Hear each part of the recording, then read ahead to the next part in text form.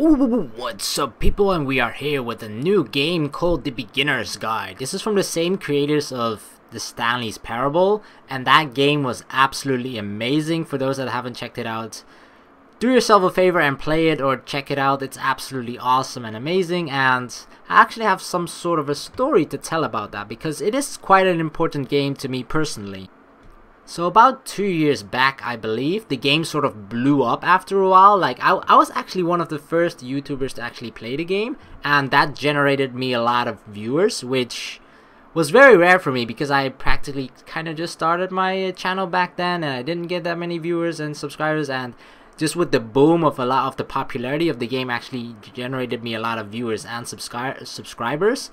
But now that, especially now that I look back at it, it sort of makes me regretful because I felt that although the game is absolutely amazing, the Stanley Parable, I felt that I've just haven't done the game justice with my Let's Play. So in that regard, I feel rather sad that for one of the Let's Plays where I feel like I've done the worst, gets the most views. So that was sort of a regretful, in hindsight, situation for me, but nonetheless, I'm obviously grateful for every single viewer that I get. So it's ultimately the blame lies on me that I just didn't do that well. I was actually sort of disruptive with the commentary here and there, but you live and learn, right?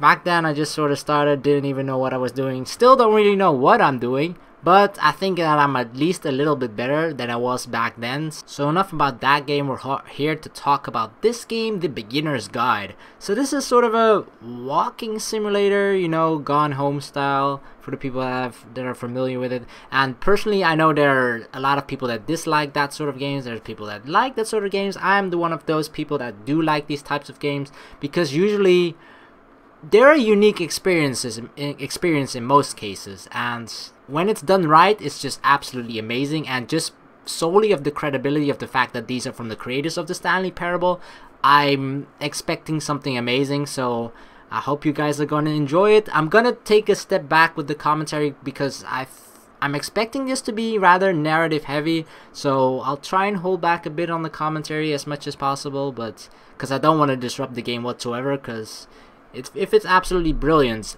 I don't want to ruin it, you know. So yeah, let us enjoy this game together. Alright, let's begin.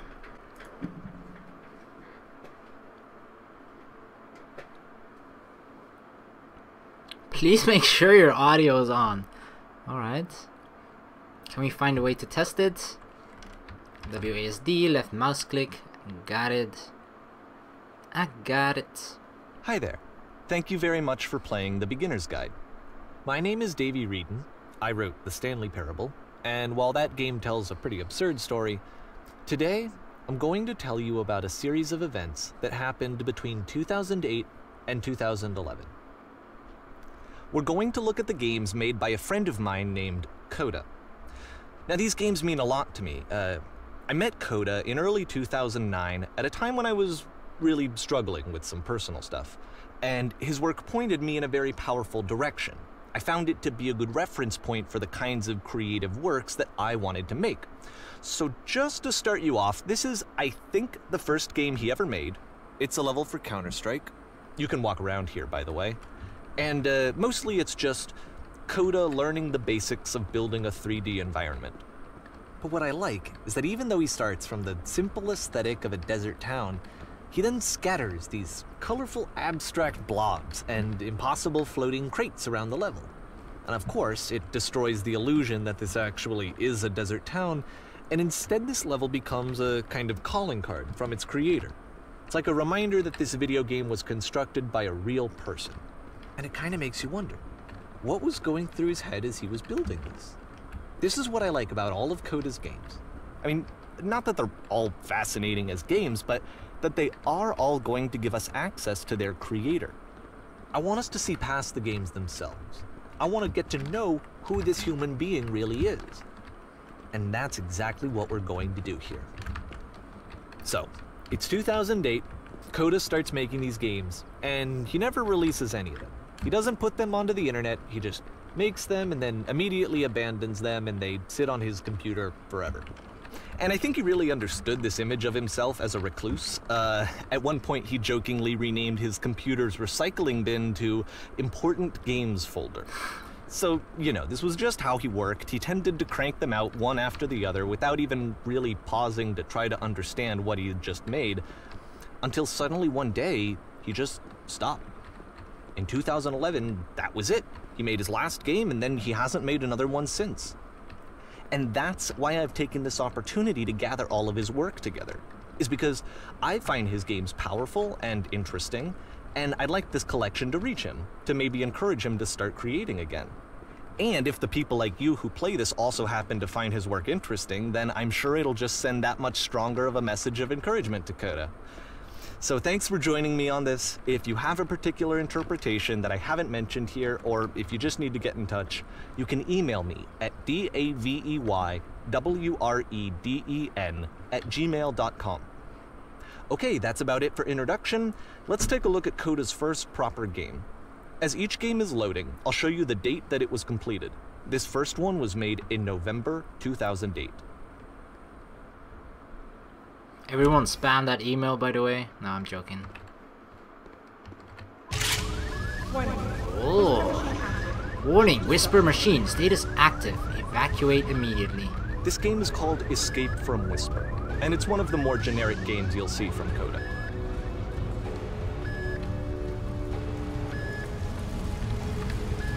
That's blocked. You can click to fire the gun. Bam! Not a big sound effect though, but...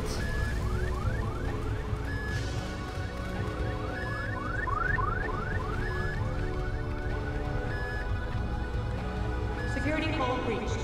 Hostile alien life form inbound. Am I the alien? No, right? It kinda looks like this game was abandoned mid-development. For instance, you have this gun, which you'd think would indicate that there are supposed to be monsters or enemies somewhere, but then clearly there are no enemies anywhere. You can't even reload the gun when you run out of bullets. But ultimately we don't really know. Maybe Coda thought that actually it was complete the way that it is. And I think that we should talk about his games for what they are, rather than for what they're not. Enemy force neutralized. Alright, secret opening. I love how you can see the bottom of the universe from this room. That's the bottom of the universe. Dang, it's so blank. Glory holes.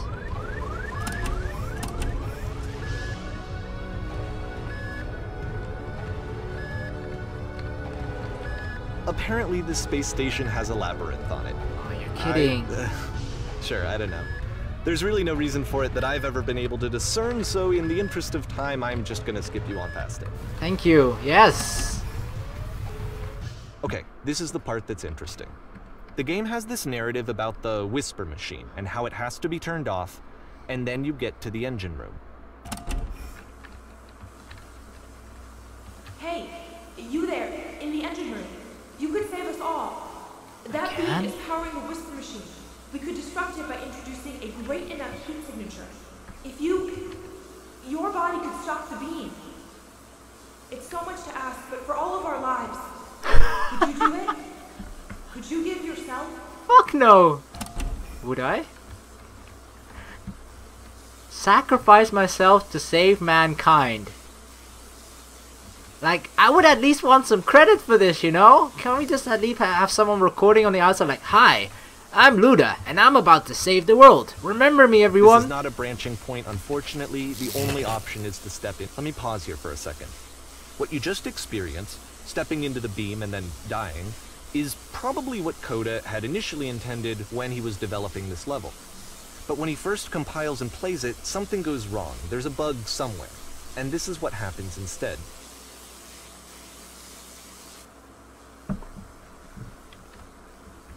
Alright, the bug.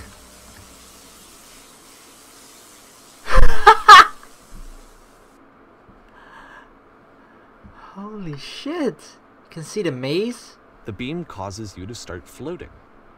And this is an important Beam moment me up, Scotty! because yes, this is technically a glitch, but Coda identifies something human about it. Like how small it makes you feel in the face of this larger chaotic system. Or this floating could be the afterlife, a peaceful place, juxtaposed against all of the hysteria that you've just had to traverse. I don't even know. I have no idea what he was thinking, but what's clear is that after making this, something lodges itself in his brain. He wants to do more of these really weird and experimental designs. So he stops work on this and moves on to a stream of tiny little games that go in all sorts of directions. Let's go ahead and take a look at the first game he made after leaving this one behind.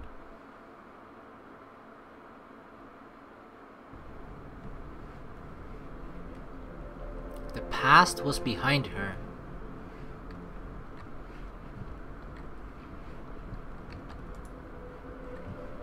I cannot move. I can jump, I can crouch. Cannot move forward or back though. So try walking backwards. Yep, in this game you can only walk backwards. Really? Alright, let's try it out. Oh, this is so weird and awesome at the same time. So it's a short and relatively minimalist experiment combining motion and narrative. It is less advanced than the previous game, but actually it seems to be more focused, more complete. Code is trying to give it a unique voice rather than simply basing it on a pre-existing trope. But the future could not be seen.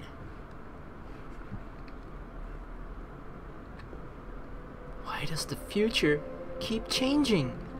Alright, we can go in here. When she looks, or when she stops and looks, it becomes clearer.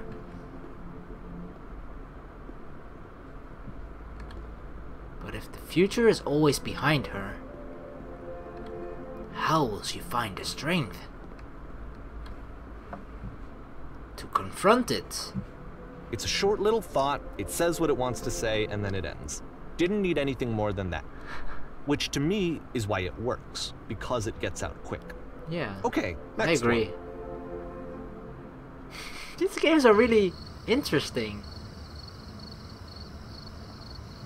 I mean, obviously that's a broad way of saying it, like interesting. Yeah, you can interesting can mean so many things, but let's just call it unique. You are now entering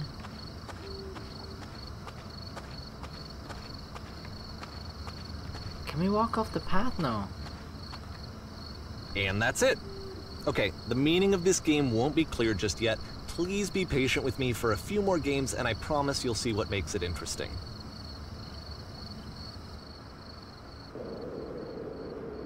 Oftentimes, Coda would put bizarre titles like this one at the start of his games. I wish I'd known him at the time that he was making these early games. He would really only talk to me about his work as he was making it. Once he stopped work on a game, like, that was it. It was dead to him. And I don't agree with that at all, but what are you gonna do? The stairway to heaven?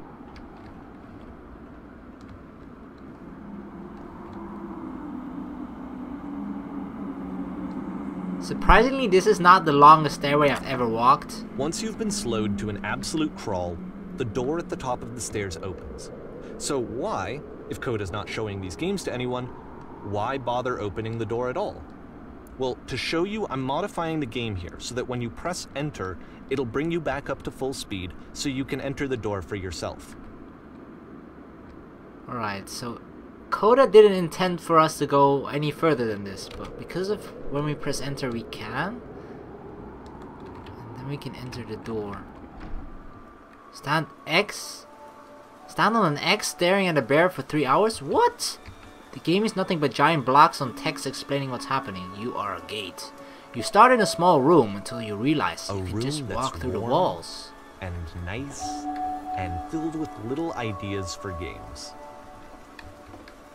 Sharks are trying to eat you. Simultaneously, you are trying to eat the sharks.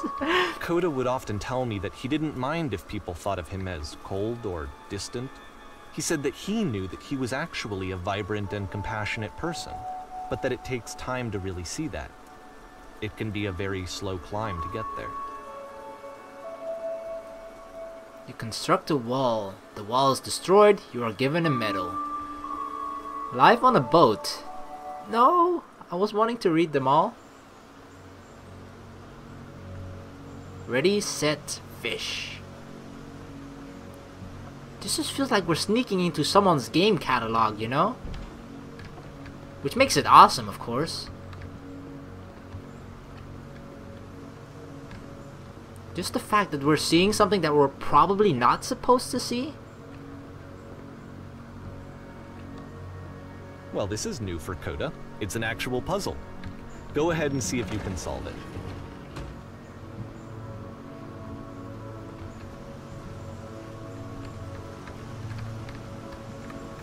Can I solve the puzzle?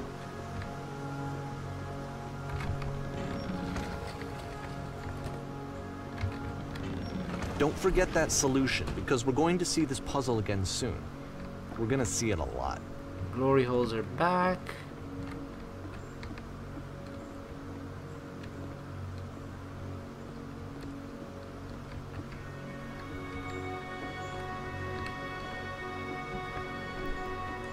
So that seems to be it, right? You walk down a corridor, you solve the puzzle, you get to the end. Simple enough. Alright, now I'm going to modify the game again so that when you press enter, it'll remove all of the walls from this room. Uh-oh. What's hiding behind the walls, guys? 3, 2, 1.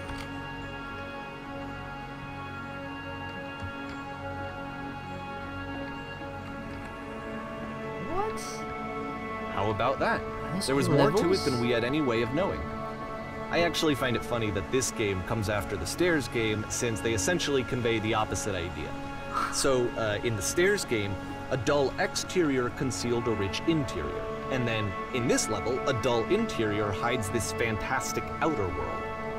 Either way, I think that the point is the same, is that most of the time you don't get to know what you're missing, or even that you're missing anything. That's not your role as a player. So if your role here is not to understand, then what is it?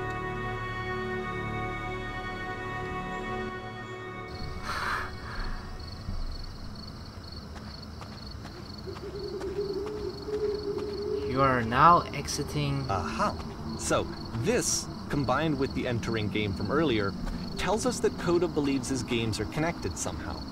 It could even be that the Stairs game and the puzzle game are literally connected in between this and the entering game.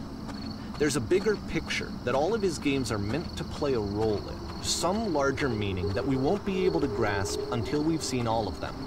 And once we have, we can step back and start to understand what exactly that bigger picture is. Alright, because at the moment I'm having just a lot of question marks above my head. The Great and Lovely Descent.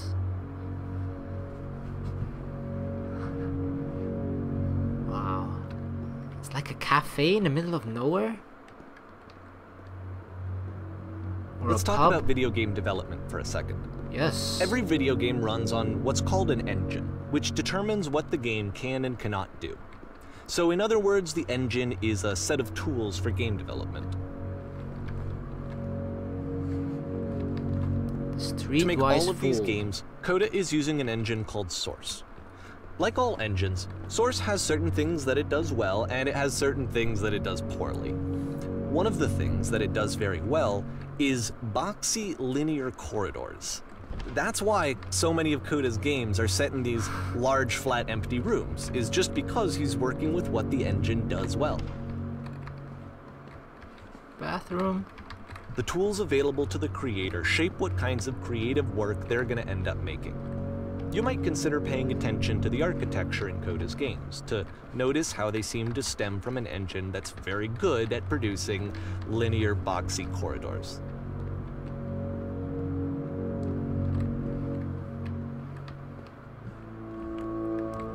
Wow. I wonder, can I just fall down?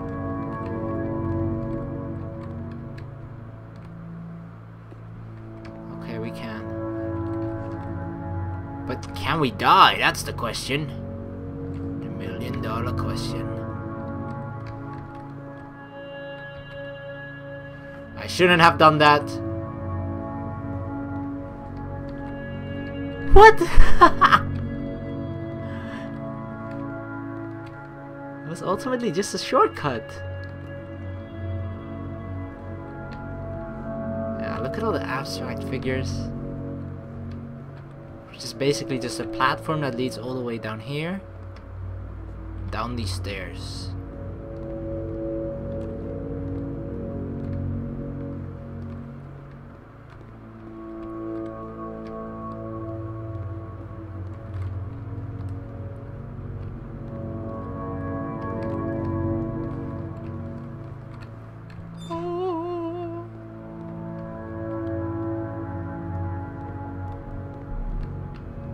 Okay, this is kind of creepy.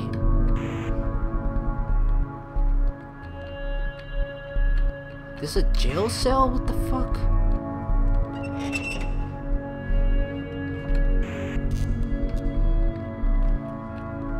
What the?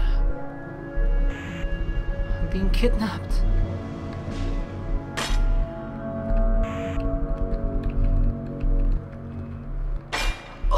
This prison, funny enough, in Coda's original design, the doors stayed shut for a full hour before letting you in. If you don't mind, I think we're gonna skip that. Thank you, yeah. This is something that he and I used to argue about a lot. You know, whether a game ought to actually be playable, whether it means anything if no one can get through it. And I would always defend that, you know, all this work goes into the game, why not make it playable and accessible? And so we just got into heated arguments over it, and there was one time that after one of these conversations, he went home, and a day or two later, he sent me a zip file entitled Playable Games that was full of hundreds of individual games, each of which was just an empty box that you walked around in and nothing else. Believe me, I played every single one of those just to find out if there was like a gag hidden somewhere. There wasn't.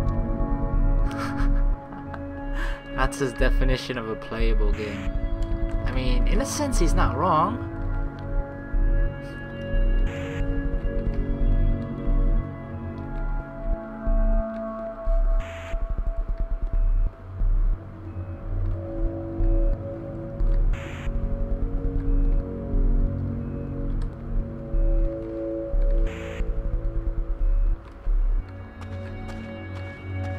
Seriously, what is with these Glorios? Like, I've seen them 3 times now already. There has to be a meaning behind it. It's the puzzle again, with the exact same solution as the last time.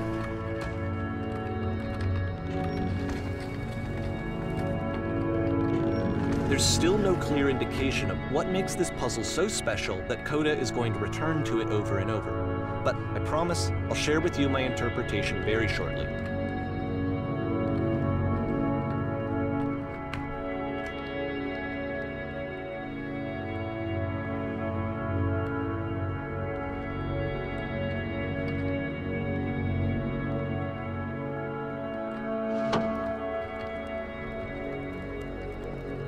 Listen?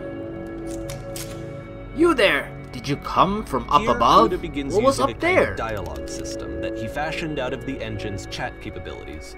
Use the 1, 2, 3 buttons on your keyboard to respond. Alright, so the question was, you there! Did you come from up above? What was up there? Option 1, yes, there was a world stamped with whiteness. Yes, there was an enormous prison I spent hours in. Well, not really hours. It seemed like hours. Yes, there were these floating colored blocks. Well, all of them are not untrue, so it doesn't really matter which one. 2. That's the world above! You've been there! Now, this is important. Did you have to get through a puzzle with 2 doors and switches? Yes I did. That was literally the last thing I did before coming here. No, I don't remember having to go through any puzzle. I'd prefer not to tell you. After all, we've only just met. It's a little weird though, right? These people sitting on a table like they're questioning me, like I'm on Dragon's Den or Shark Tank or something. You have 1 minute to convince us with your pitch. Go!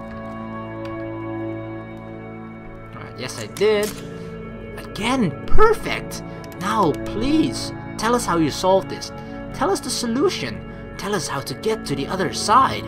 I don't remember how I solved it. I'm trying to remember. but I can't. I didn't solve it, someone else let me in. Trust me, you don't want to go over there. Yeah. I'm just gonna steer them away from it. Oh no, but I do. We do. We need to get over there. Do you understand? It is the most important thing in the world. We have to escape this prison. There must be an ending. I promise you.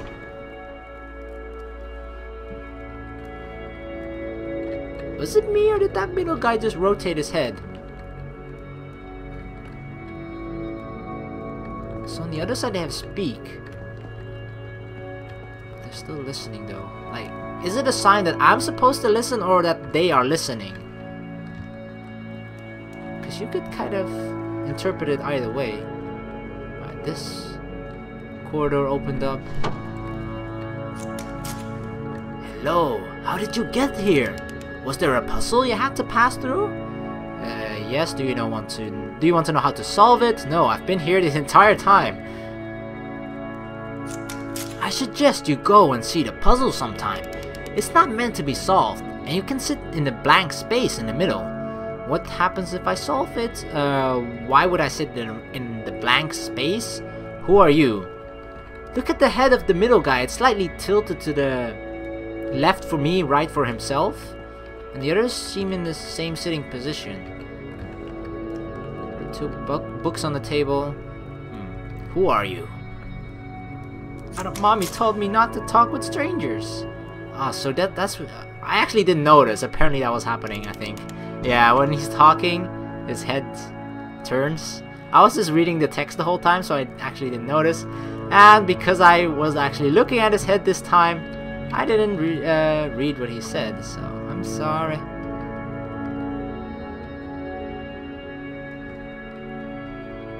And so we make one last descent down to the final floor of the level.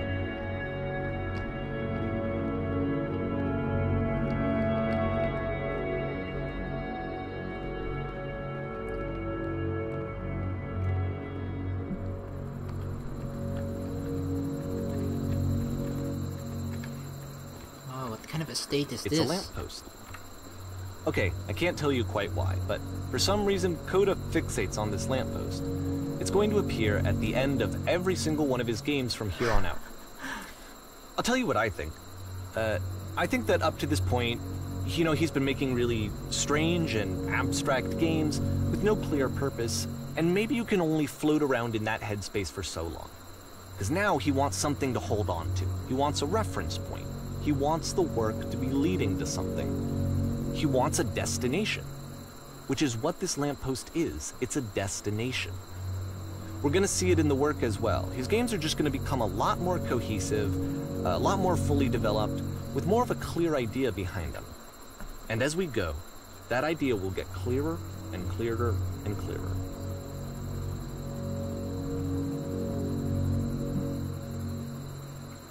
Bye-bye, lamppost. Oh no, we're going to keep seeing him. April 2009. This game is connected to the internet. As you walk around, you can leave notes. All notes you see are left by other players. Are we playing as Slenderman? No. That would be awesome though, if you play as Slenderman and you leave the notes and then people are collecting them and you're like, "Booyah, motherfucker!" And they get scared, of course. Nice room. Not...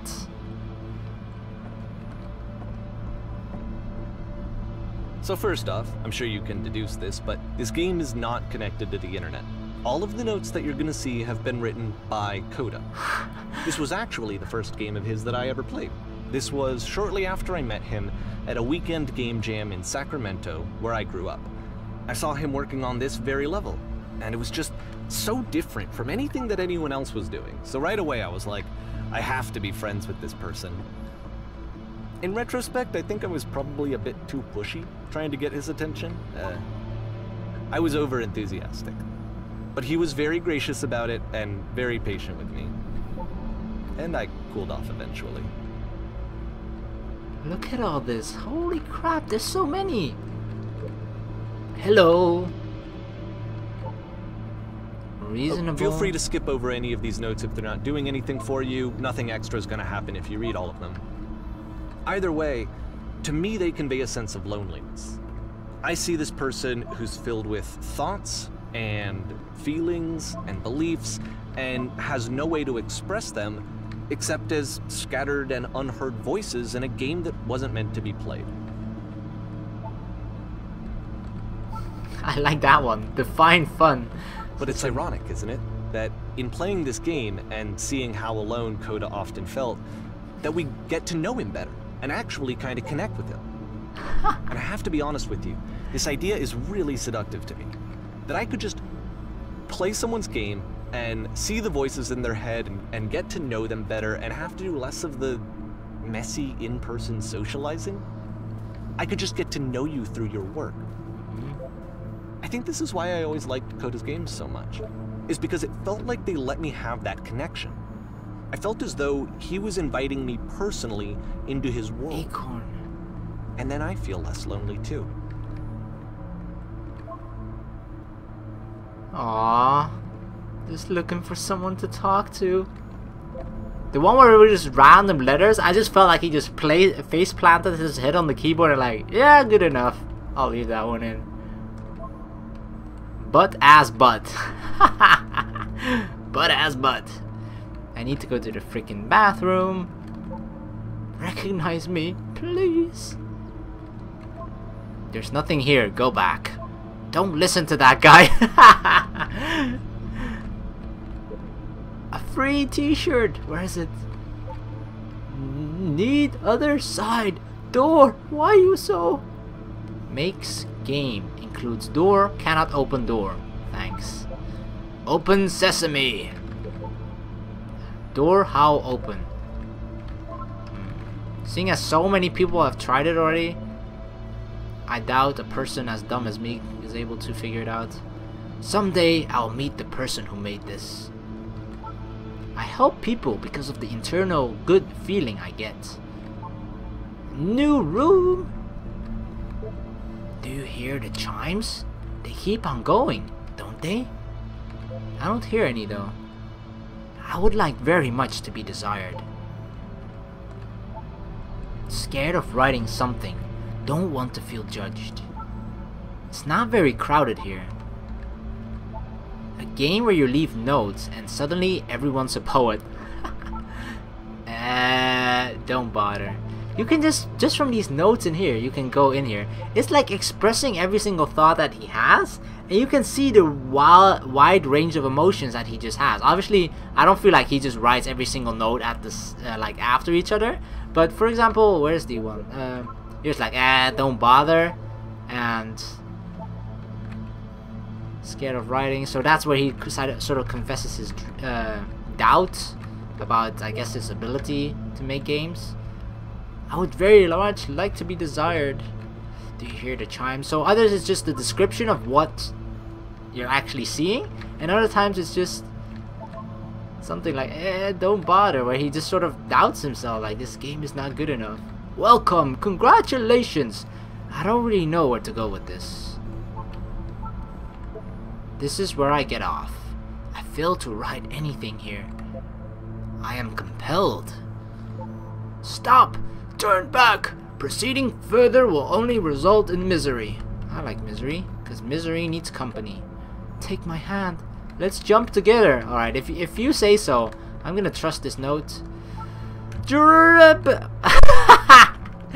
can't actually jump across. I got trolled. Cabbage shapes our nation.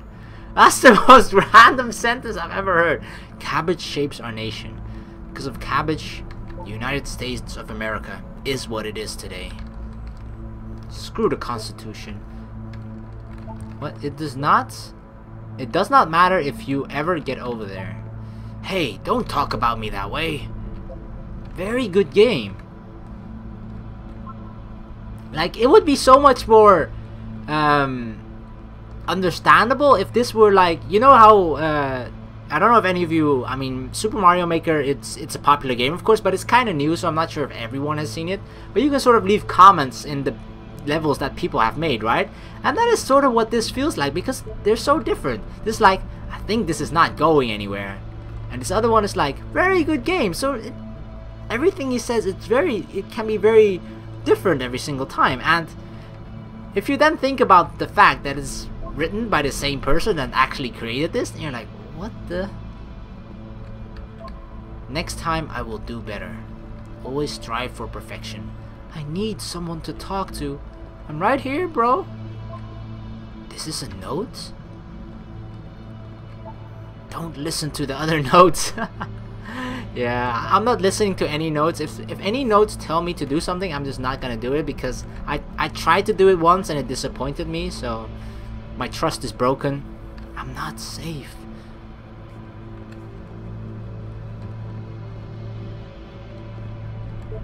Today I learned you cannot fall. Ethical. Should we really read all the notes? I saw a person walking down there. Now it won't come back. Where's the person? It would be awesome if we actually saw someone walk down here. 1 hour later, still no person. Devil Tower Star. Look at that painting. Alright, should we read every single note? It's about how this game is pretentious, and you all suck. Well, thank you. Stop pretending you are other people. Who are all of you? Is this guy schizophrenic? We will all die someday. Spoilers, it doesn't mean anything. Devil Tower Star isn't. There was something else with Devil Tower Star. Oh, he used 2 of the same notes. Whoever made this has issues. Painting, what does it mean? Yeah, I don't understand. You know how some people that are like, stop faking it. Some people that like visits are just obsessed with art, like they can just see this. They would look at this art and like, I can see the emotion that the painter had when he painted all of this, and they would pay like $1 million for this because this is special. And then you would find out and it was actually just made by a 10-year-old that was just drawing circles on paint or something, because that's what it looks like. Art. Hey guys, how's it just hanging? Help, I am trying to speak. I think it's about how things look messy from up close and perfect from far away. See, that is something that would actually, that makes a lot of sense, and that's a very good observation, but that's something I would just never come up with when I look at a painting like this. From up here, it just looks like dots. It looks very unclear when you're close. Cabbage shapes our nation. Another recycled note. Yeah, from a distance it actually looks more clear, strange enough. Maybe I'll feel real someday. He was himself the most horrible creature he could imagine. Well, I'm here now. Yeah, we're all here now. There must be a reason for it though. His terrible secret, he kept it well. I beat the game!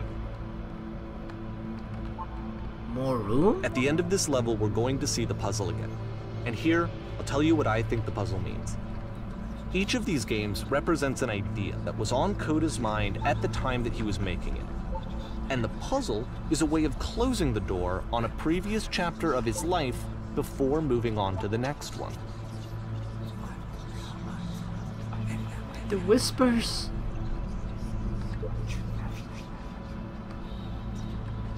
Again, the 3 holes. Look at how it's following.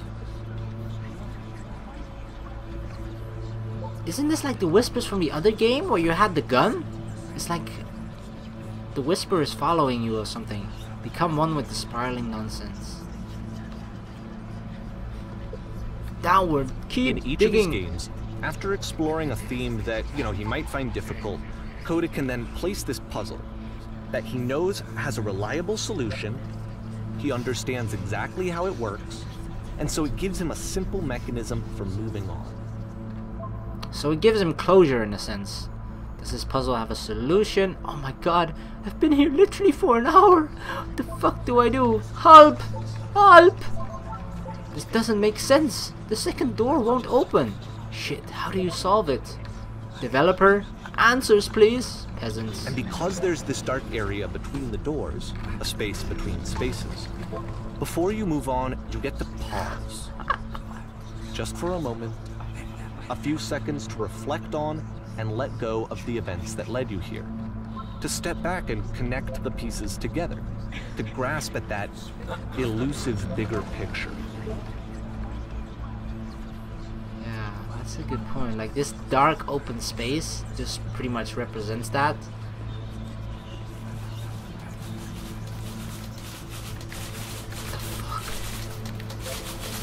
How do you leave notes?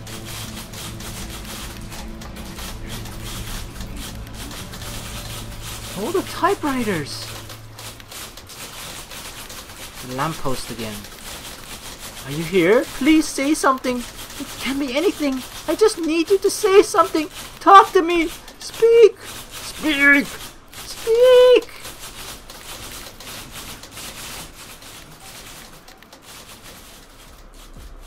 Porn stars die too. Okay, this one is tough. It's gonna kind of just spin its own wheels for a few minutes. Hang with it. Alright, typical porn star apartment, I guess.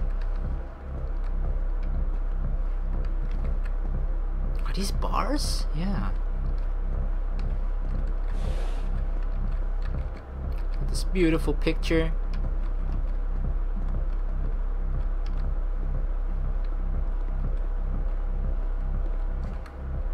The same picture again.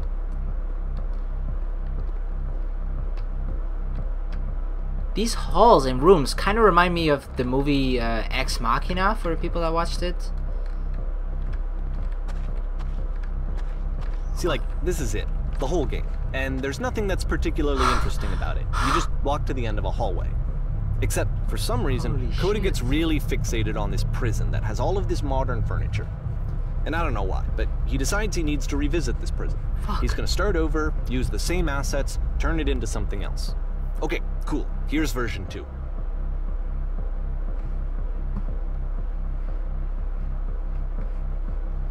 What furniture ought to go in the center of the room? How about a TV with surround sound, a refrigerator, put a giant hole in the ground, fuck it.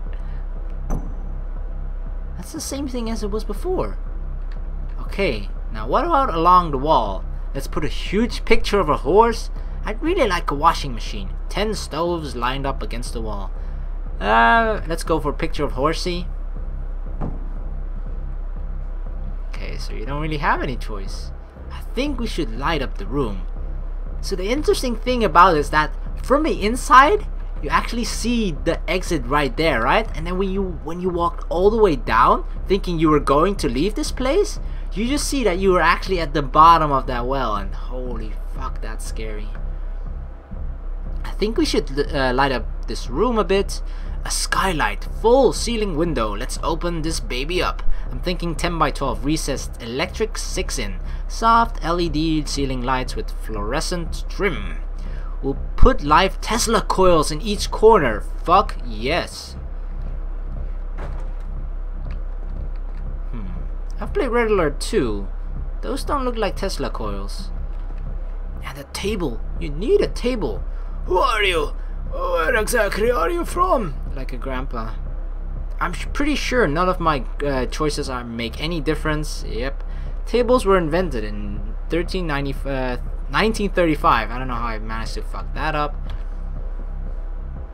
There's always that one guy, you know, that just gives random tidbits and information for no apparent reason. There's a bit more to this one, but still, it's not really communicating anything. It's kind of just weird for weirdness' sake.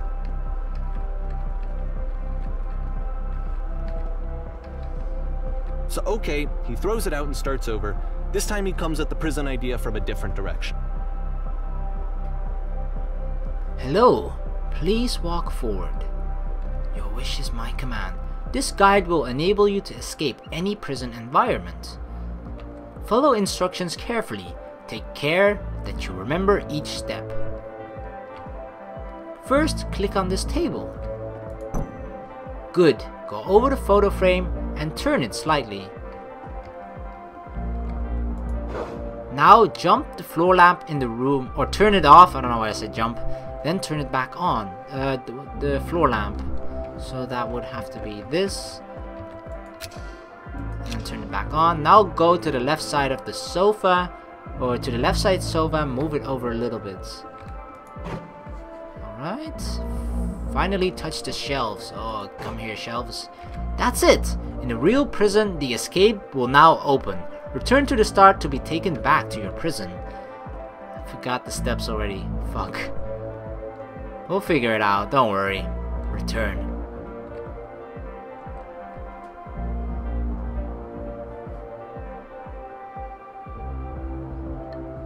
And of course, now the table is gone and you can't begin the chain of events to escape.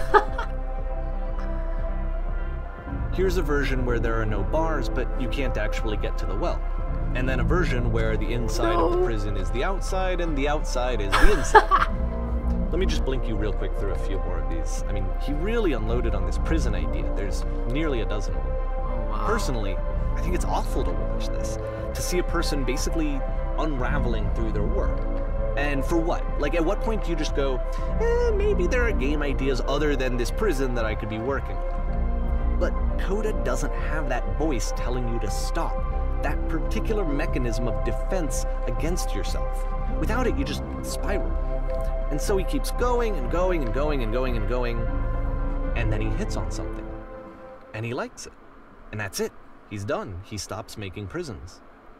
This is the very last version of the prison game that he created. And the reason I think it works is that the prison is not actually in it. Alright. The final prison version.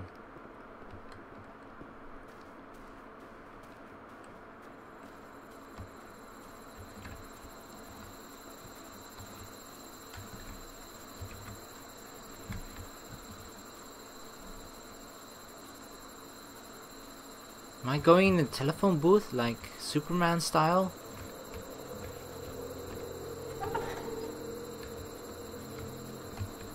The lamppost again.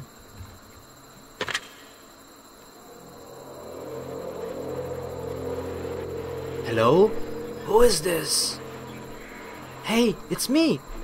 I'm from you. I'm from after you escaped the prison. You're me? So you were trapped in this prison too? Yeah, I was in the furniture maze. It's a conversation. And so this is what Coda wants, is to be able to talk to someone, to share what's on his mind, and to get some good advice from someone who knows. But the irony is that even in this scenario, you're still talking to yourself. You know, all of these games so far are Coda talking to himself. Yeah, that's so strange. That's where I am right now. Oh, I'm so glad to know that I eventually get out. What's it like to escape? Actually, I'm already forgetting what being in prison was like. It's kind of strange, but in a way, I kind of miss being in the prison. It feels like being completely still and wildly in motion at the same time. Let's mindfuck ourselves. Do you feel any different? Sometimes I'm scared I'll get out and then things will be exactly the same as before. No, I'm really the same person as back then. It actually does change. I don't feel the same person at all. Oh, good. That's so nice to hear. That makes me feel really happy. Age just kinda does that, you know? I'm still me, but I'm not somehow. It's hard to describe. Remember that enjoy being you, who you are now. It won't last. Wait, if you're me, then did you get a call from another version of you when you were trapped? Sure, why not? Yes, I did get a call, and that's how I escaped. What did they tell you? What did you have to do to get out? All they told me was to be sincere. They asked me how I felt about being imprisoned. They just talked to me for a while. Let's go with the first one. What?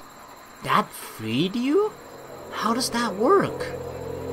Listen, you can't know until you're out, but I promise it works. Just be sincere. It will make sense. Let's go with the first one again. Sincere about what?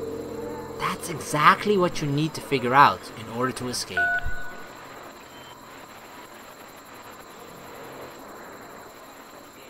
I can see why he considers this a fitting conclusion to the prison games.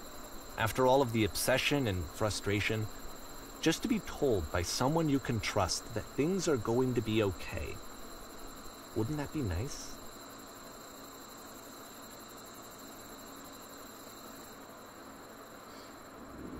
So what would it look like if Coda wanted to make a game about talking to someone other than himself?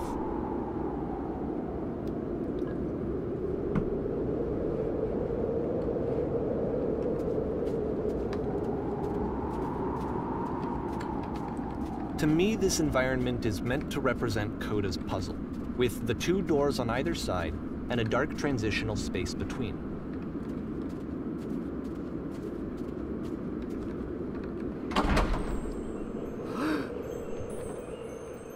What the fuck, clean? Well, my goodness! I'm glad as heck that you showed up. Thought I might be having to clean this entire house all by myself. And right miserable that would have been. Everyone knows lonesome hands make lousy homes. Is a step up from previous games, including this new and improved chat system, which he started using from this point on. From here on out, he begins putting much more effort into the visual polish of his work, and this particular game took 2 months to create as a result. Don't worry about me, a place this nice. I'll be glad to stay here all night. And lousy homeowners make home loners. Are we cleaning this whole place? The second one. Oh, a bath. Ha! Someone tells me you're going to be fun to do this job with. Well, this place isn't going to clean itself as far as I know. I'll finish up here. In the meantime, could you please clear the table? Of course. Much nicer. That's the table I want to see. Now would you please run into the bedroom and make the bed? Yes, mommy. Make the bed. While you're in there, why don't you straighten out the rug a bit? All the little details matter. Do you enjoy being a house cleaner? How'd you end up doing this job? It's been a long time since I've seen this house messy. This line of work, you get to know of those judgments pretty fast. May not be your apartment, but something in your life needs straightening up. You think you've got nothing that needs cleaning. Be careful, because that means it's everything. Any rate, my place is just to see a bit of peace brought here. Speaking of which, the pillows on this couch are a wreck. Would you come out and straighten them up? Dang. That thing. When you think you've got nothing that needs cleaning, be careful, because that means it's everything. Alright, clean up the pillows. Oh dear! Looks like someone spilled a drink over by the couch. Maybe mop that up as long as you're over there. Of course. Moppity mop. I feel compelled to share an incredibly cheesy personal insight. You okay with that? Make it especially cheesy. Yeah, I'll try to get by. Do you absolutely have to? I like cheese.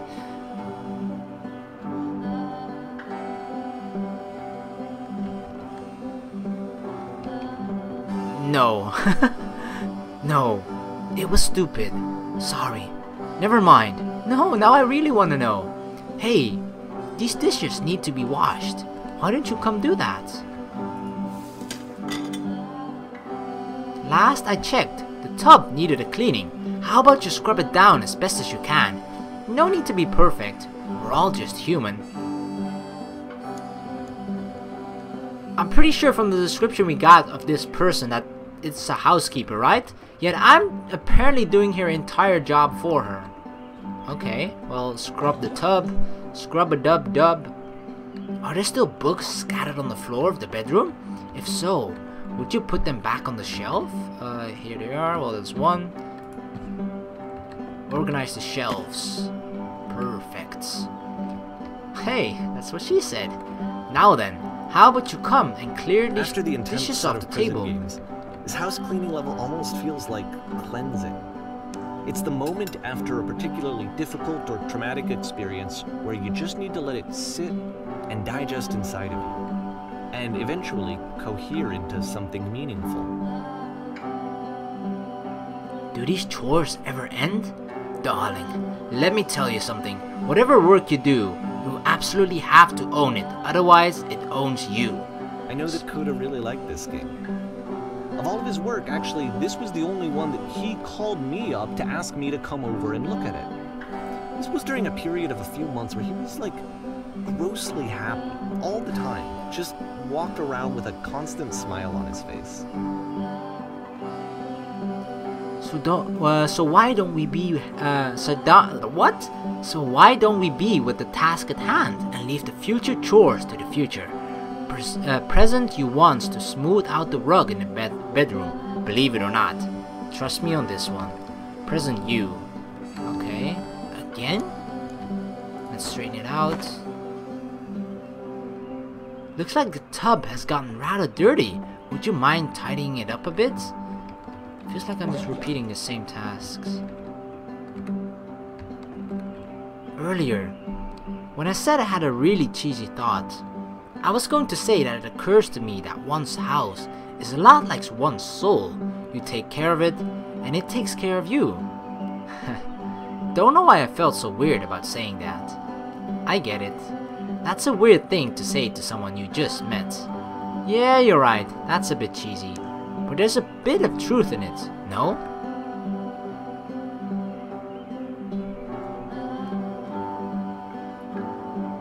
Anyway, so, housekeeping. Let's keep doing this. Books. Would you please clean up the books? Thanks. So if for him this is sort of like cleansing his soul, it just sort of means that the same thing he's sort of messing up over and over again and he has to keep cleaning it. Right?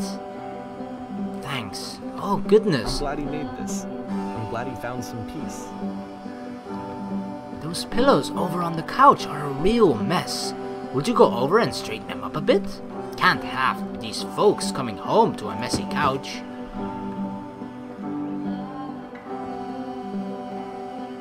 Question.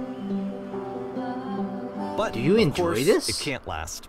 The music stops, your companion is gone, it's time to leave. The door at the top of the hill is now open as well. Again, you can't stay in the dark space for too long. You just can't. You have to keep moving. It's how you stay alive.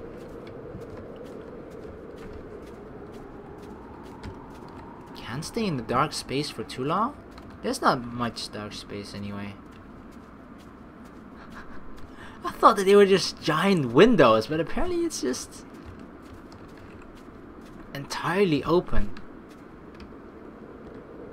The lamppost again, indicating the end. Which is the whole point of the puzzle doors, right? That sooner or later you have to pick up and move. I really thought that was the point of it.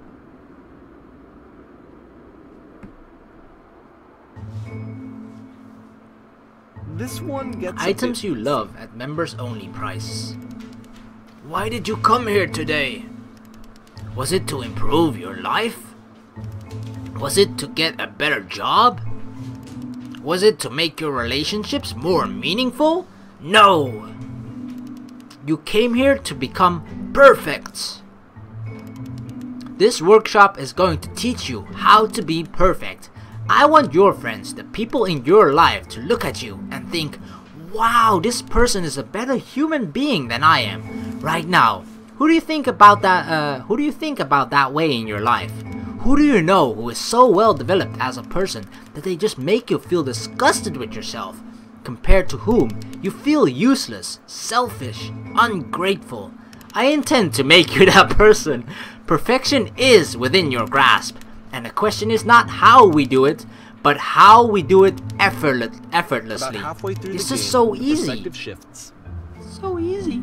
It is so easy. Being perfect is effortless. That black hole that sucks in everything. And you play as the teacher, And suddenly, you discover that your teacher is just as bigoted and afraid as you are. Yep. Oh, and also you can move around the classroom now. This is the key. How do I achieve it with no effort? Kids should not follow their dream. Listen to me, kids. You should not follow your dream. Don't be MLK. You do not have a dream. Well, let me tell you right now. If it isn't effortless, then it's not the right answer. I still love you. It's just that you make me feel cold on the inside. Being alone must be awful. I hear screams. What the fuck? Oh wait, we should be saying the yellow one, shouldn't we? I figured this out way too late. If you are torturing yourself trying to find the right solutions for your life, you're not doing it right. Seek out the only one thing. What is the easiest, simple path forward? Ew, I'm developing a cyst. Gross. There is no truth. There is no path. Listen to me, my children. Do what is easiest. Do what is simplest. Feel what is true. Nothing. No one. I felt pretty hard for this one. I Perfection. feel like it's one of the most relatable experiences that you can have. To assume that some other person is perfect and totally fulfilled in every way, and completely miss all of the little flaws that make them painfully human. I think about this game a lot these days.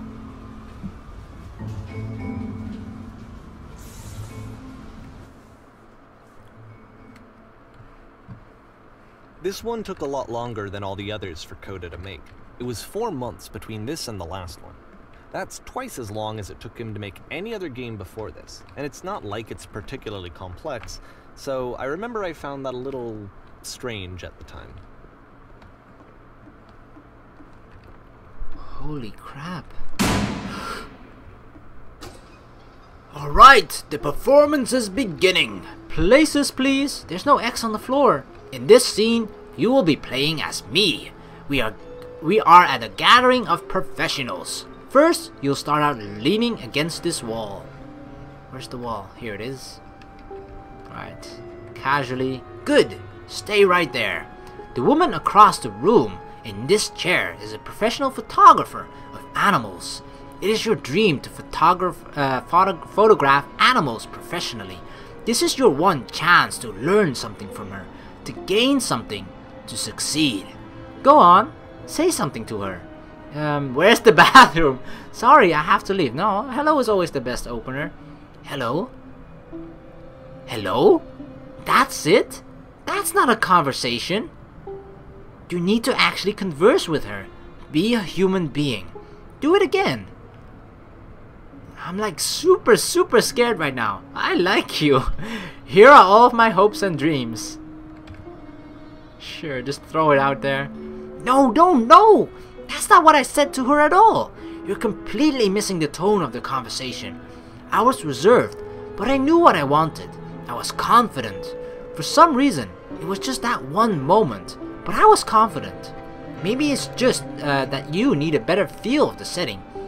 There were a lot of people around us. I'll give you some props to work with. These cones that bounce when you touch them will represent the people nearby. Now talk to her again. You must have worked really hard to get where you are. I'll bet you've learned to lean into the pain. What are some sacrifices you've had to make?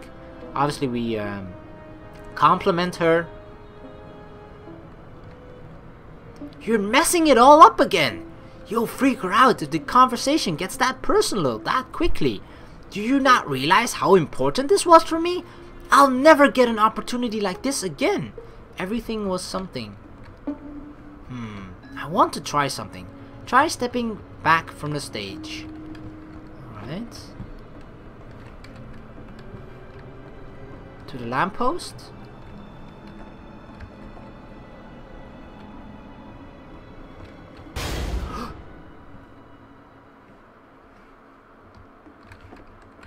Do I walk back further?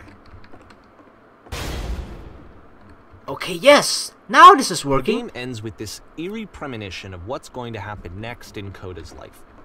The solution to social anxiety, to fears of having to perform and having to chase success, the answer for Coda is to withdraw, to hide himself away.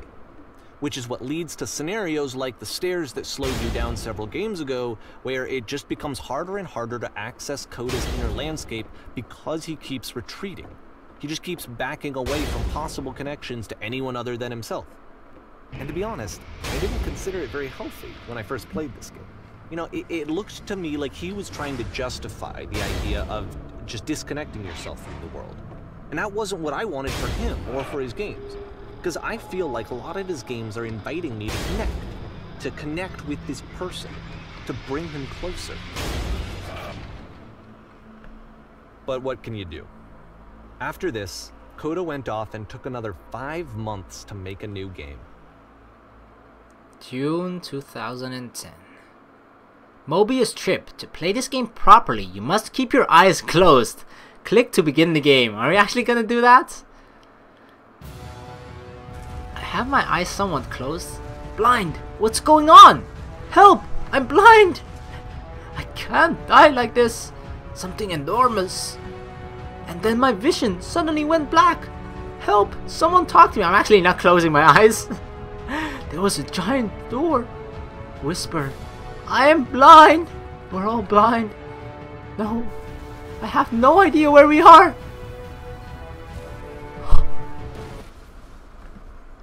We're crashing into the door. What's going on? Do we have to move? You should probably open your eyes if you haven't already. Yeah, I have. It's pretty much impossible to solve otherwise. And there is a solution, by the way. There is a solution? Are we going to crash? Huh. Do we see a lever again on the door? Probably not. I'm facing this head on! Bam! Okay, not like that.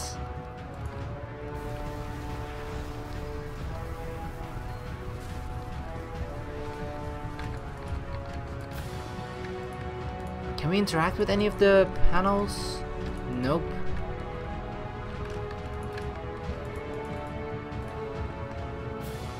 Research. Oh, here it is.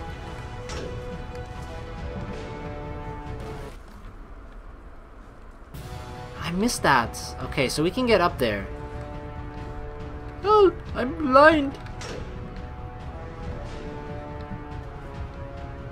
Truth. The only way to stop it is to speak something that is honest. I am bursting with creative energy. I can't keep making this. My work is always fun. I think the first one. No, that isn't truthful. Oh, did we mess up? Yep. Jump into it. Oh.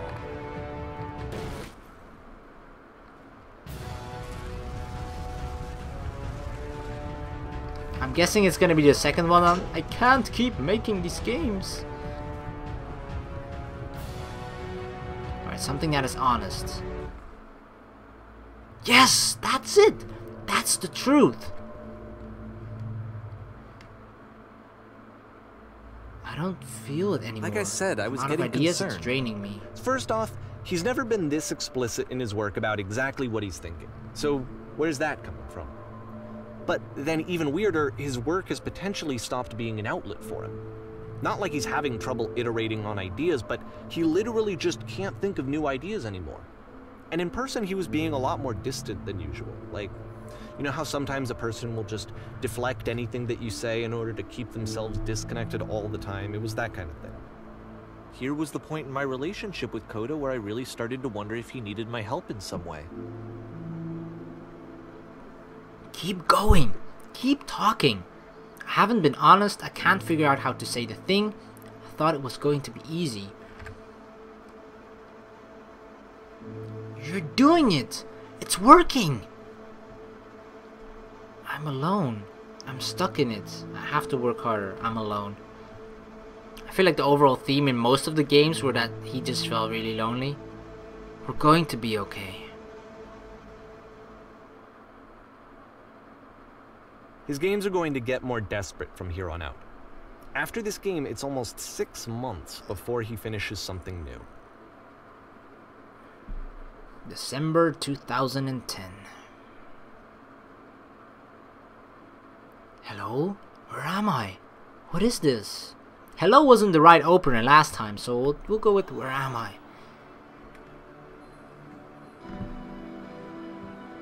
Where did this island come from?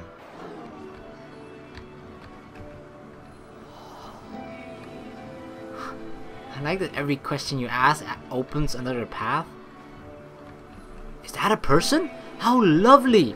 It's been a long time since I talked to anyone. What's wrong? You look lost. I'm completely out of ideas. When I try to create, I feel empty. I have nothing left to give to my work.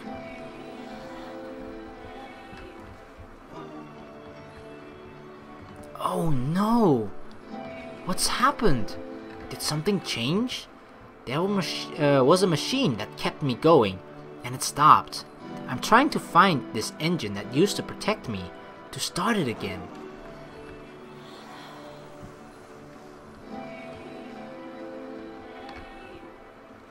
Wait, you're looking for a machine? I think I know where it is.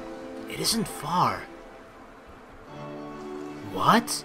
You have to take me to it now. I need to see it, to know why it stopped.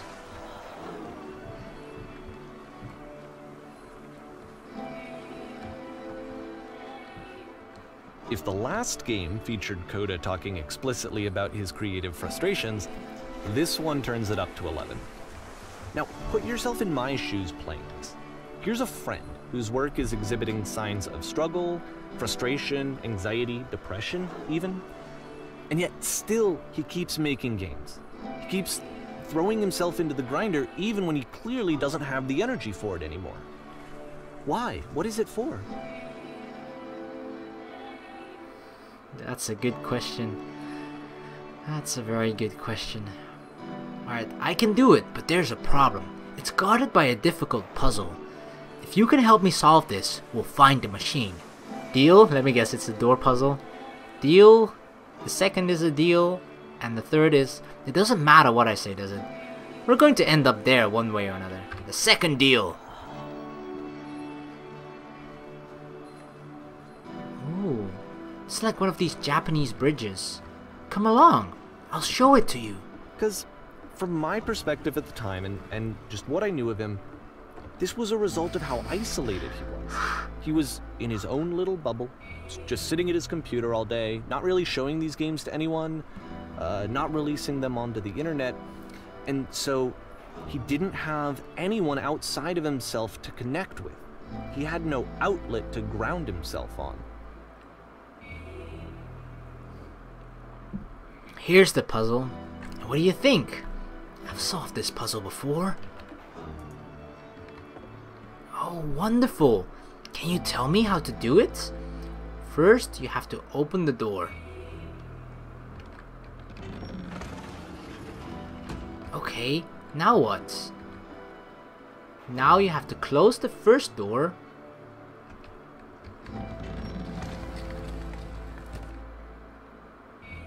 Alright, what's next? Now we just open the first door. I don't think there's a way to open it from here. Oh, then we just, yeah, we press the switch from here.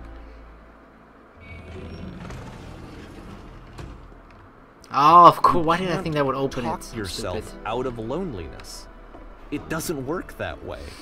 You can't be the one writing both the questions and the answers. Then there's no movement. Then there's no circulation. If all of your anxieties are being channeled into your work, then if the work ever fails, you have no backup and you're just going to crash. Yep.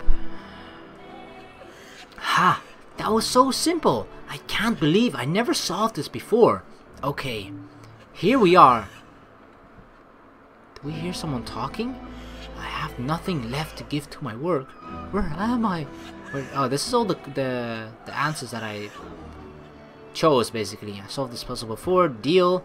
Trying to find that engine that used to protect me. To start it again. What are you talking about? There's no machine here. They're just words on some walls. Trust me. You'll see. You have to say that your work is fun and easy. You have to say that game development is simple and joyous, and that you love it 100% of the time. Okay, making games is simple. Sure, making games is easy. Alright, making games is effortless. Oh, we're tearing down the walls. Ah, that feels wonderful. But it isn't true. Or it wasn't true. Why did the walls just crumble? Why did it feel so awful when I said that? Don't worry about it. Just keep talking. Keep saying that creation is easy. When I make games, I feel completely energized. I am constantly excited and enthusiastic about my work. It is easy. It never stops being easy. Yes, that's wonderful. Keep Seeing going. this game at the time that he made it, it looked really unhealthy to me. I was watching him do this to himself, and I hated it. I hated seeing him so trapped. It's like, video games are not worth this amount of suffering.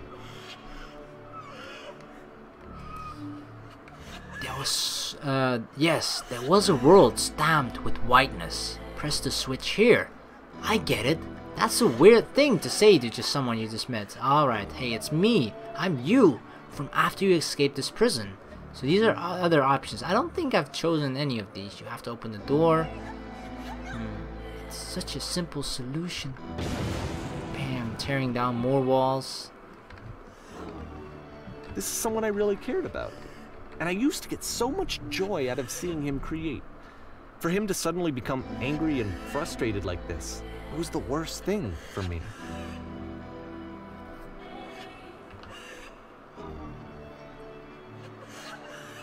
Patience. You have to trust me. I promise this will work. Please, continue. Pain breezes effortlessly off me.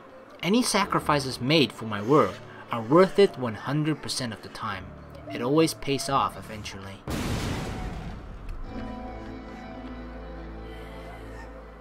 Yes, more. This is what I felt at the time. I don't know how else to explain it. I wanted it to stop more than anything. I had never felt so rotten. I needed more than I had ever needed anything for this to stop. Yeah, I can definitely imagine if you just see a person that you care about just in this sort of a state, crumbling. There's no shame, no fear, no guilt. I will be saved by my work. I believe this unquestioningly. I'm a vessel for certainty. Incredible! That's it! I'm free! Freedom! I'm free! Oh no, it's that room, isn't it? A woman was crying. But it didn't stop. After finishing this one, Coda takes another 7 months and comes up with a new game. May 2011. The Machine. There's a guard. Ma'am, glad to see you've arrived safely. We've captured the machine. It's waiting for you now. You can begin the interrogation whenever you like. I intend to be quick. Time is of the essence. Very good. Just be warned that someone called the press, so we might have a bit of attention on this one. Also, one more thing that you should know about the machine. It calls itself Coda. What? Oh my god. What the fuck? It's the press. Oh my, is this what it's like to be a celebrity? Holy crap, all these people mobbing you, asking all these questions. When do we get to see the machine? The machine! Fuck. I'm actually getting goosebumps of this. Fuck, this is so creepy.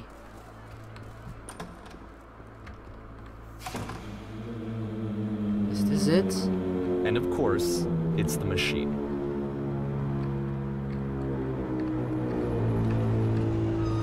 You stopped. You stopped feeding us. Your work was keeping us alive. Your work was keeping us healthy. Those people out there, can you imagine what pain you've put them through? It was only because of your creations that any of us could make it through, every day. How could we possibly go back to trusting you to do this job? How about this for a start? You need to go to the people who are out there and apologize to them. You have to admit to the people that you allowed them to suffer. I've been so alone.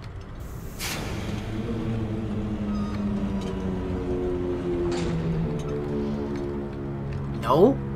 Nothing? Think carefully. I know how to hurt you. I have seen the thing you fear.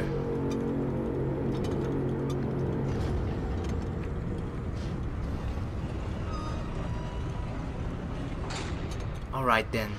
I will speak to them for you.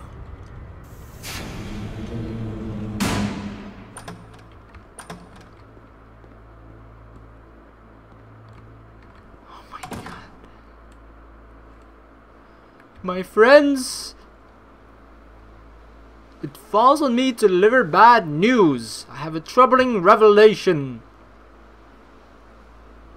The machine will not apologize to us. The machine refused to admit that it deliberately hurt us. The machine will not apologize to us. But this is not important. We are stronger than it thinks we are. We will find a way to live without it. We do not need its games. But it is not important. We are stronger than it thinks we are. Let us pay it retribution. Let us show it that we are not failures. Follow me. We will destroy the machine. Follow me. We will destroy everything that the machine has created. Let's go, people. Oh! What?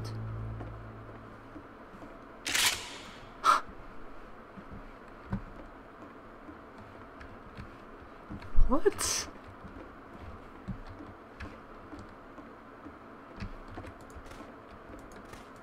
We can actually destroy everything? Oh my god.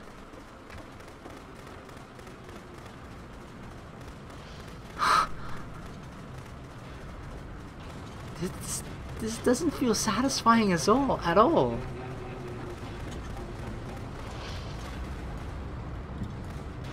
Do I have to do this?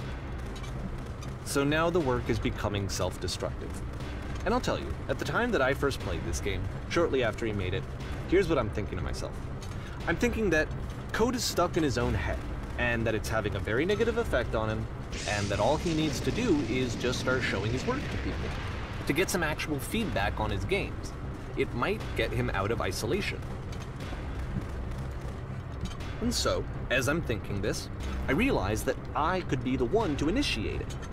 Because it would never occur to Coda to start actively soliciting feedback, so what if I did it for him? If he could see the difference it would make to have more actual conversations with other human beings, would that bring him out of his mental spiral? Would it give him confidence in himself? Would it bring meaning back into his work?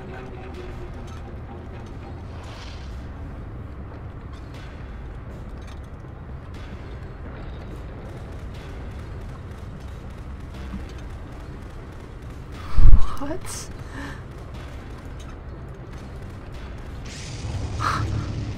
So I started showing Coda's work to people. I took this one, and the islands which you just played, the theater, the notes, the house cleaning game, and some of the prison escape games. I brought them to people that I knew and trusted. I asked their opinions. And the great part is that they really loved his games. You know, the point of it all was just to give him some external reference point, but they genuinely loved his work. There was nothing for him to be afraid of.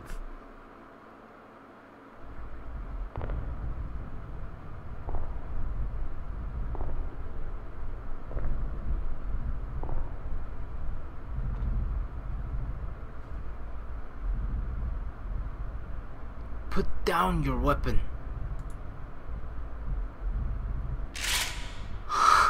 No.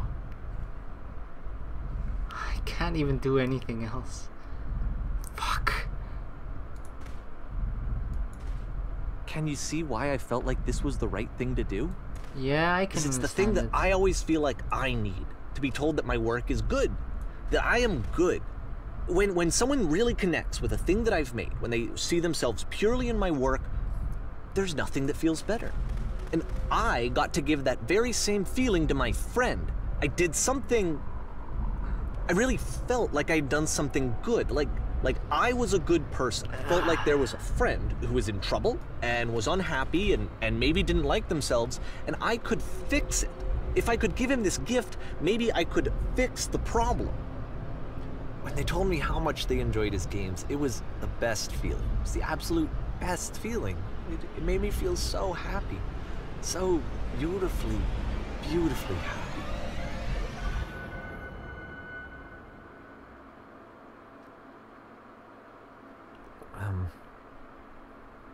So anyway, Coda finishes this game, and then really he just kind of takes off for a while.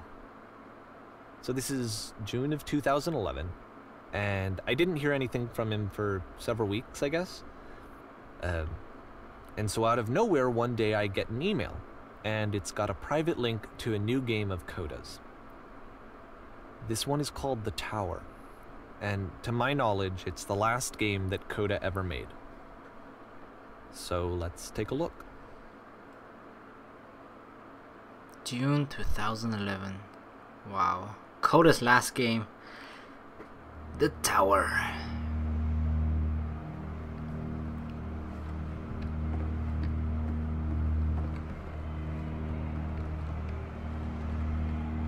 And this is where I have trouble saying anything meaningful about Coda's work. Because more than anything else, The Tower just feels distant. It feels like it's trying to distance itself from the world. Yep. It's a very cold game. Oh my god, just this room alone. Like, it creates such an illusion of depth because of all those high, I guess, pillars. Oh crap.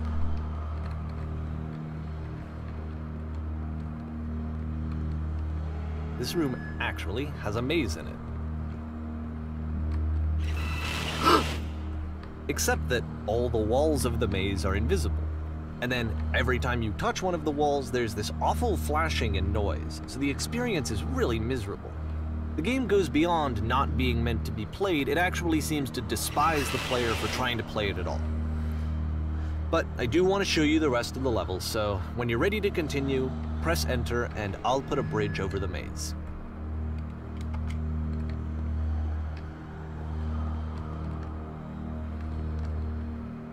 This feels like one of those pictures, you know, like there's this famous drawing. I don't know exactly what it is and what it is of and who drew it and whatnot, but where you have like this picture where all these stairs are coming from all different directions, they're upside down, people are walking on it.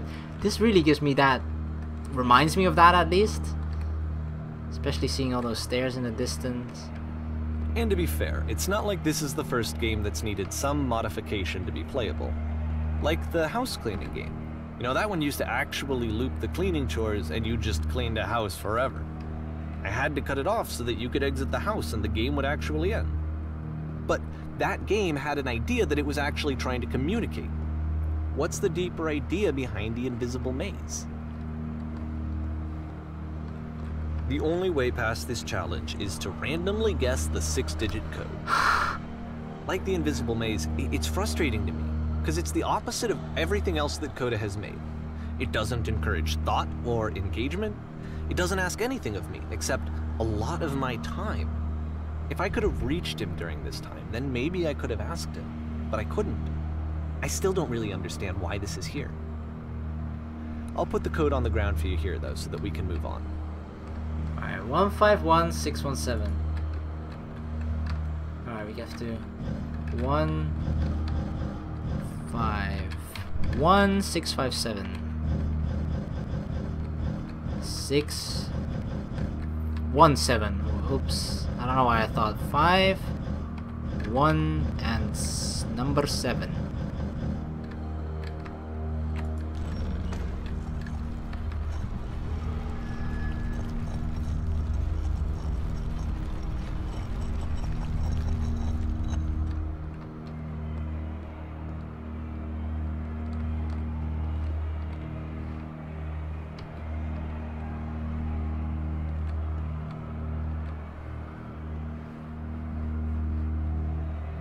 The switch to open this door is actually on the other side of the door, meaning that it's literally impossible to solve from this side. So even if you somehow brute forced your way through the first 2 challenges and you got to this point, there's actually just no way to progress. And it's scary for me, the idea of Coda cutting himself off entirely, just saying, you know, that's it, that's the end of the conversation, not giving me any way to fix the problem. I feel like a failure, I guess, when I can't fix the problem. But I can open this door for you, so let me do that.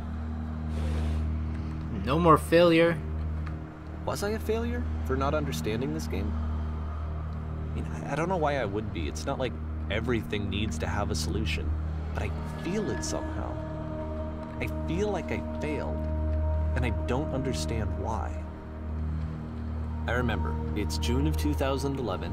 I'm playing this for the very first time, and as I'm playing, I'm thinking to myself, I don't know this person. I have no idea who this person is. It wasn't the guy I knew, it wasn't my friend.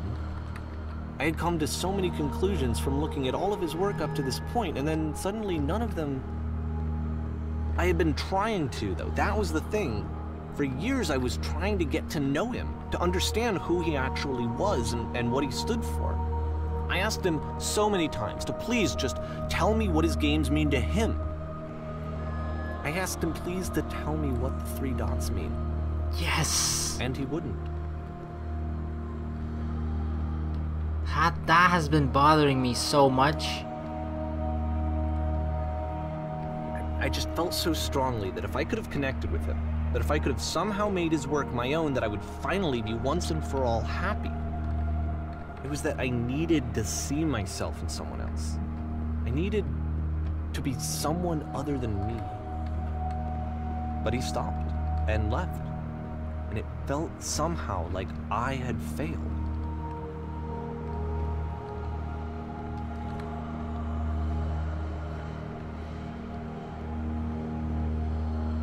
Where did I screw up?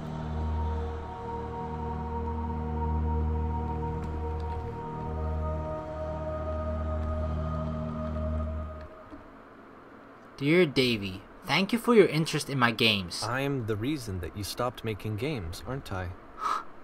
It's because of what I did. I poisoned it for you. I need to ask you not to speak to me anymore.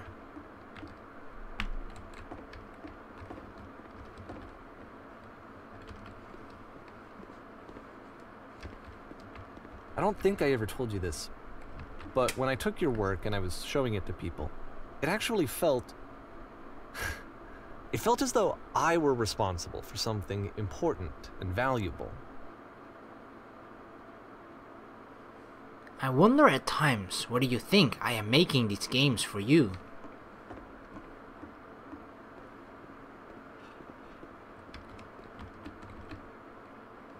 And the people who played them, they treated me like I was important.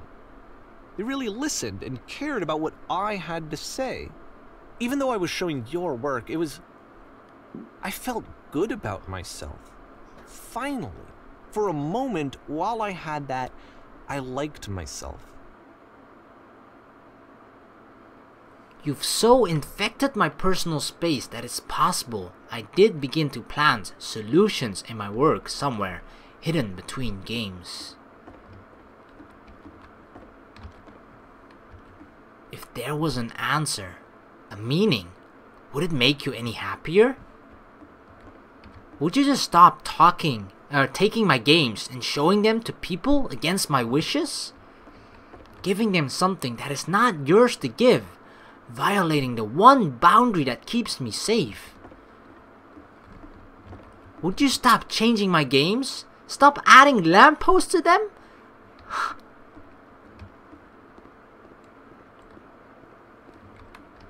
And then you stopped, and I didn't have anything left to show people. I just had to be with myself. And as soon as that happened, there was no feeling at all. Nothing. Less than nothing. What does that mean? Would you simply let them be what they are? When I am around you, I feel physically ill. You desperately need something that I cannot give to you. I literally do not have it. Struggling to come up with new ideas is not making me depressed. Low points are just a part of the process. The fact that you think I am frustrated or broken says more about you than about me. I realize that this doesn't make sense to you just yet. Which is fine. You're not my problem to solve. But I hope that one day it clicks and that you make peace with this thing you are wrestling. I'm afraid that I did something really stupid because I don't like myself. And when you finally see what I'm talking about, don't say anything.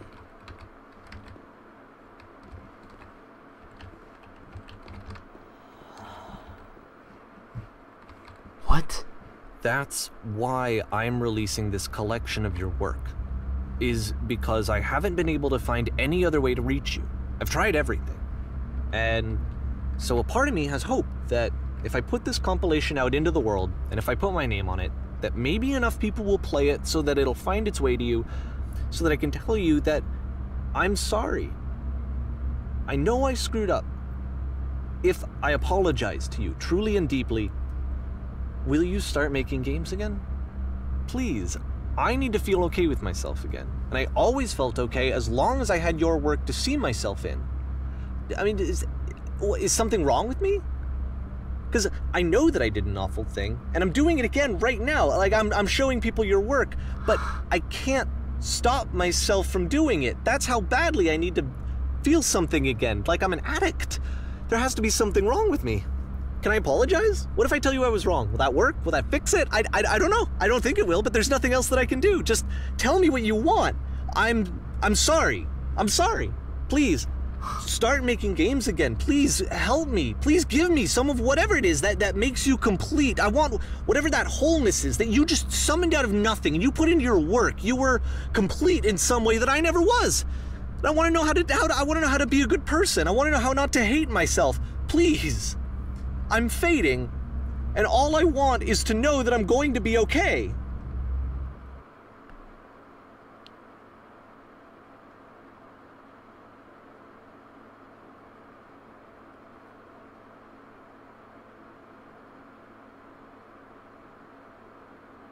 Epilogue.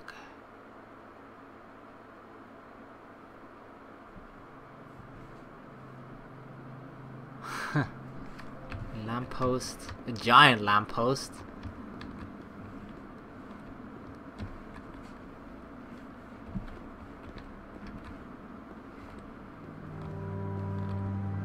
This looks like a train station.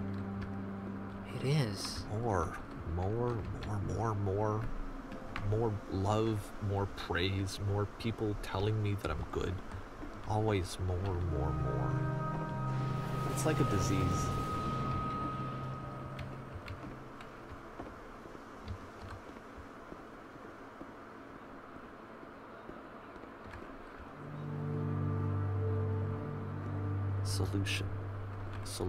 Solution.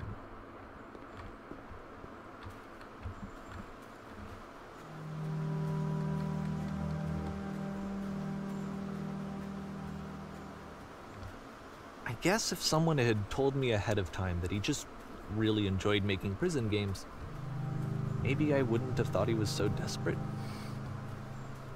I wouldn't have told so many people that he was depressed. Maybe he just likes making prisons.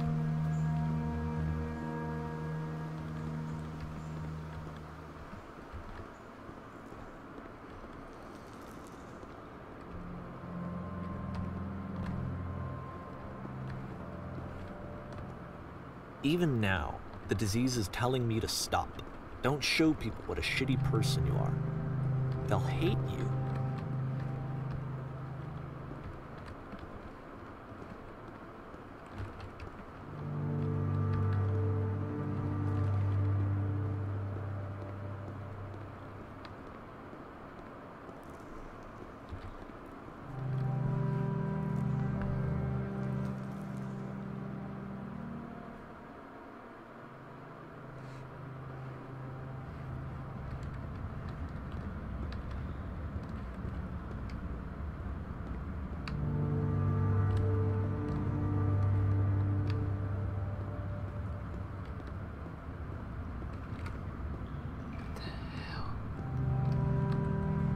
If I knew that my life depended on finding something to be driven by other than validation, what would that even be?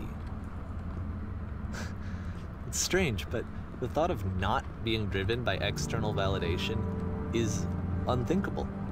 Like, I actually cannot conceive of what that would be like.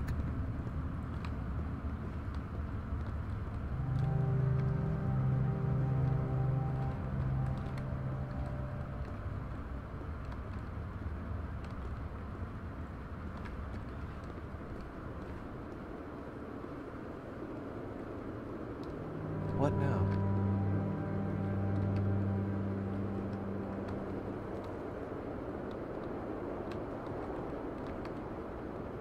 I think I need to go.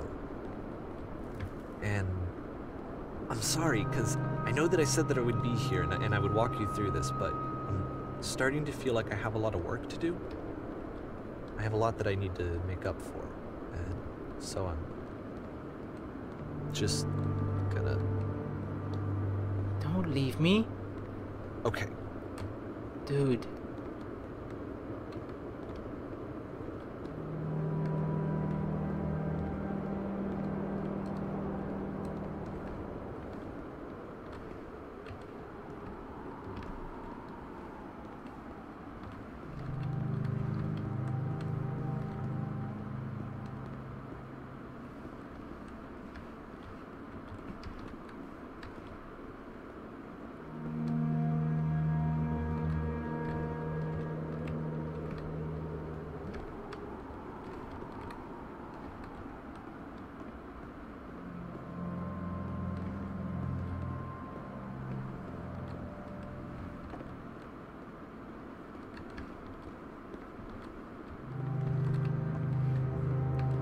Fuck, shouldn't have done that.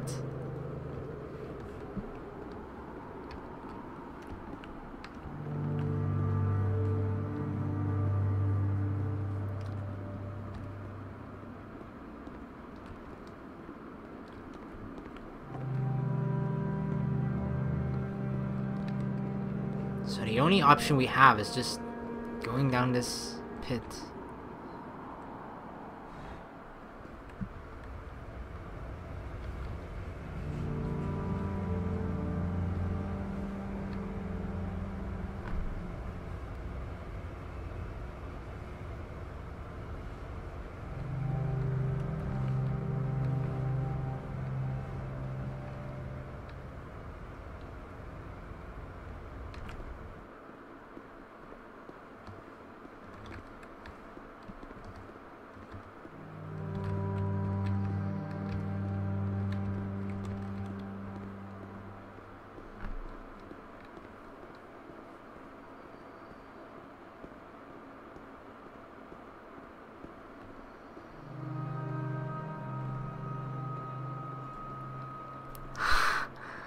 Is that what I think it is at the end?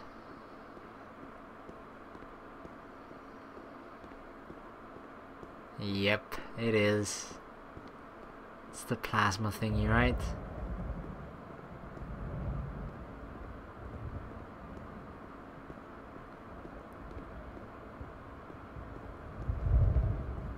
Question is,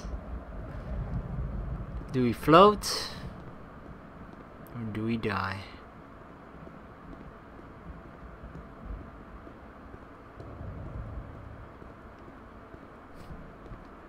Well, we'll find out.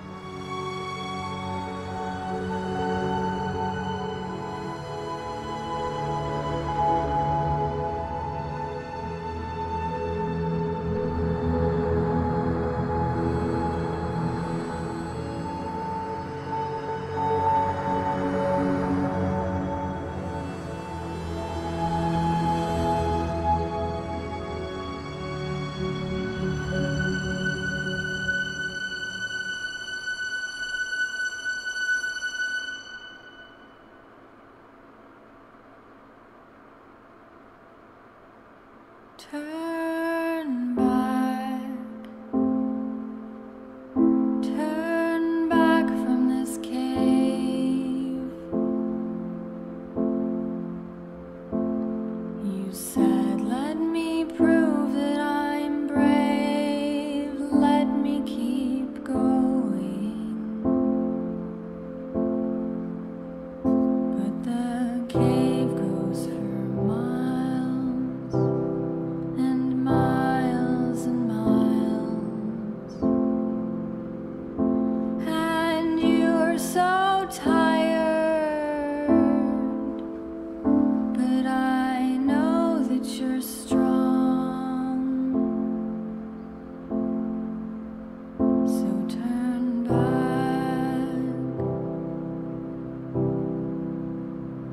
Turn back.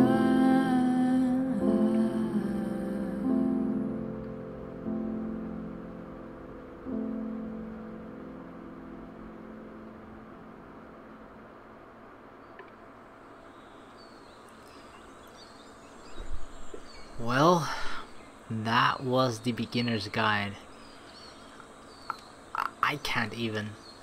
This is just why video games are so fucking awesome. You know, why I'm studying to become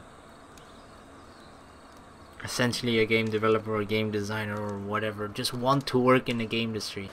Just the fact that games can make you, can do these things to you, makes you think these thoughts just simply by, like, I mean, I can understand when people say, like, yeah, it's a walking simulator, you don't do anything, but if essentially you're not doing anything except just walking around, but it still brings you on this entire journey, like, oh god, I don't even know how to express it, but even something that may look so superficial or just bland, or like it's has barely any content at all to another person, that just feels like, yeah, I want to kill some zombies or whatever, and that is like the pure end all be all of entertainment for them. I don't know. I just love games like this. That's all I want to say, really. So essentially, especially when I'm finishing a game entirely in just one session, right? I usually just have to take a step back from it and process everything that I've just basically watched, played, and thought about. But I'm gonna try and talk about it a little bit, because I want to put this all in one video rather than make a separate video. So essentially, the feeling that you get when you're watching all of Koda's games that he essentially creates, right? That the narrator, when he's looking into it, he has this feeling that this person is essentially sort of burned out, right? By creating games. He's out of inspiration, doesn't know entirely what he's creating, doubting himself, not sharing his work with other people as well. He just feels so stuck in his own head. That's the perception that the narrator has from playing all of these games from Koda, that he is just so stuck in his head, and because he thinks that he's trying to be a good friend by sort of helping him out, because one of the things obviously that was mentioned as well was that, and it's actually mentioned during my course as well, is that when you're trying to develop games, it's always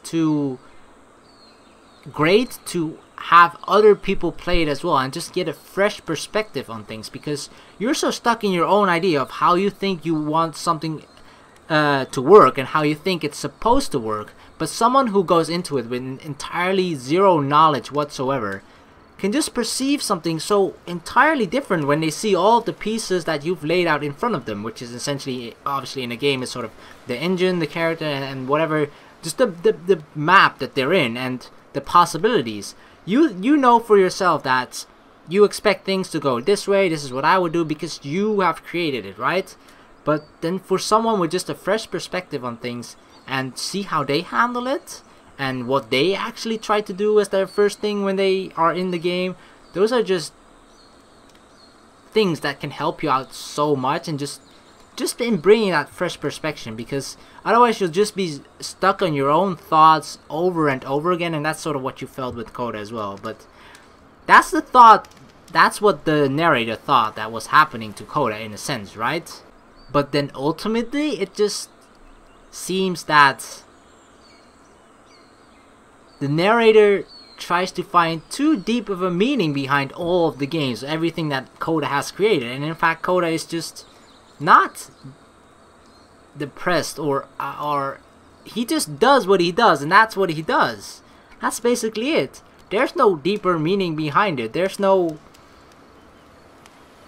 sadness, depression, inspirationlessness behind it, which in a sense sort of reflects that back to the narrator himself, which is what I feel that he realizes towards the end as well.